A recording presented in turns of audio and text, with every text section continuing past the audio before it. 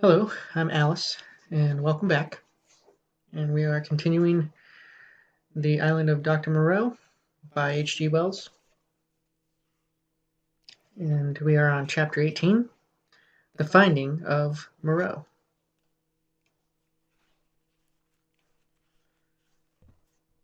When I saw Montgomery swallow a third dose of brandy, I took it upon myself to interfere.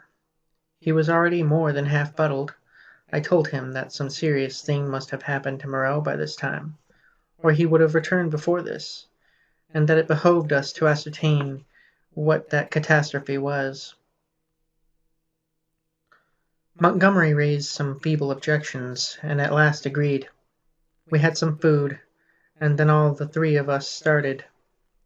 It is possibly due to the tension of my mind at the time, but even now that I start into the hot stillness of the tropical afternoon is a singular, vivid impression. Emling went first, his shoulder hunched, his strange black head moving with quick starts as he peered first on this side of the way and then on that. He was unarmed. His axe he had dropped when he encountered the swine man. Teeth were his weapons when it came to fighting. Montgomery followed with stumbling footsteps, with his hands in his pockets, his face downcast. He was in a state of muddled sullenness with me on account of the brandy. My left arm was in a sling. It was lucky it was my left, and I carried my revolver in my right. Soon we traced a narrow path through the wild luxuriance of the island, going northwestward, and presently Emling stopped and became rigid with watchfulness. Montgomery almost staggered into him and then stopped too. Then, listening intently, we heard coming through the trees the sound of voices and footsteps approaching us. "He is dead," said a deep, vibrating voice. "He is not dead. He is not dead," jabbered another one. We saw," said several voices. "Hello!" suddenly shouted Montgomery. "Hello there!" "Confound you!" said I, and gripped my pistol. There was a silence, then a crashing among the interlacing vegetation, first here, then there, and then half a dozen faces appeared, strange faces lit by a strange light. Emling made a growling noise in his throat. I recognized the ape-man.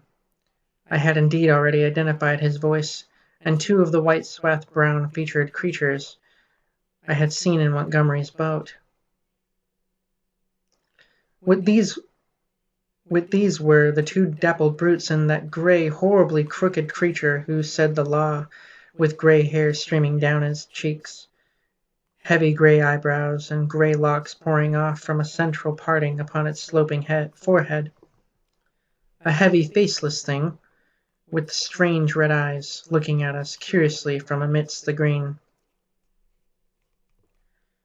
For a space no one spoke. Then Montgomery hiccuped. "Who said he was dead?" The monkey man looked guiltily at the hairy grey thing. "He is dead," said this monster. "They saw." There was nothing threatening about this detachment, at any rate. They seemed awe-stricken and puzzled. "Where is he?" said Montgomery. "Beyond," and the grey creature pointed. "Is there a law now?" asked the ape-man. "Is it still to be this and that? Is he dead indeed?" "Is there a law?" repeated the man in white. "Is there a law, thou other with the whip?" "He is dead," said the hairy grey thing, and they all stood watching us. "Prendick," said Montgomery, turning his dull eyes to me. "He's dead, evidently." I had been standing behind him during this colloquy. I began to see how things lay with him. I suddenly stepped in front of Montgomery and lifted up my voice. "Children of the law," I said, "he is not dead."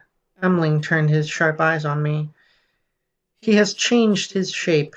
He has changed his body," I went on. "For a time you will not see him. He is there, I pointed upward, where he can watch you. You cannot see him, but he can see you. Fear the law. I looked at them squarely. They flinched. He is great. He is good, said the ape-man, appearing fearfully upward among the dense trees. And the other thing? I demanded. The thing that bled and ran screaming, sobbing. That is dead too, said the great thing, still regarding me. That's well, grunted Montgomery. The other with the whip, began the grey thing. Well, said I. Said he was dead. But Montgomery was still sober enough to understand my motive in denying Moreau's death. He is not dead, he said slowly.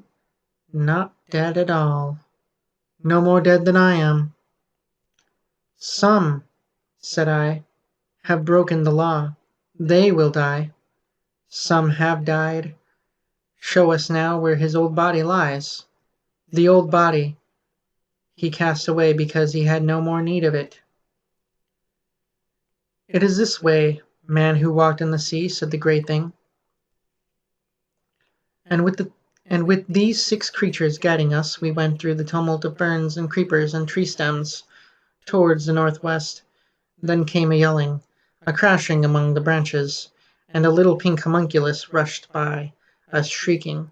Immediately after appeared a feral monster in headlong pursuit, blood bedabbled, who was amongst us almost before he could stop his career. The great thing leapt aside. Emling with the snarl flew at it and was struck aside. Montgomery fired and missed, bowed his head, threw up his arm, and turned to run. I fired and the thing still came on. Fired again, point blank into its ugly face. I saw its features vanish in a flash. Its face was driven in, yet it passed me, gripped Montgomery, and holding him, fell headlong beside him and pulled him sprawling upon itself in its death agony. I found myself alone with Emling, the dead brute, and the prostrate man. Montgomery raised himself slowly and stared in a muddled way at the shattered beast-man beside him. It more than half sobered him. He scrambled to his feet. Then I saw the great thing return cautiously through the trees. See, said I, pointing to the dead brute. Is the law not alive? This came of breaking the law. He peered at the body. He sends the fire that kills, said he in a deep voice, repeating part of the ritual. The others gathered around and stared for a space. At last we drew near the westward extremity of the island. We came upon the gnawed and mutilated body of the puma, its shoulder bone smashed by a bullet, and perhaps 20 yards further found at last what we sought. Moreau lay face downward in a trampled space in a cane brake. One hand was almost severed at the wrist, and his silvery hair was dabbled in blood. His head had been battered in by the fetters of the puma.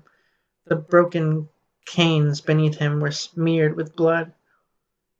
His revolver we could not find. Montgomery turned him over, resting at intervals, and with the help of the 7 beast people, for he was a heavy man, we carried Moreau back to the enclosure. The night was darkening. Twice we heard unseen creatures howling and shrieking past our little band, and once the little pink sloth creature appeared and stared at us, and vanished again. But we were not attacked again.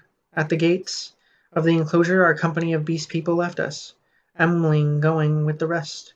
We locked ourselves in, and then took Moreau's mangled body into the yard and laid it upon a pile of brushwood. Then we went into the laboratory and put an end to all we found living there.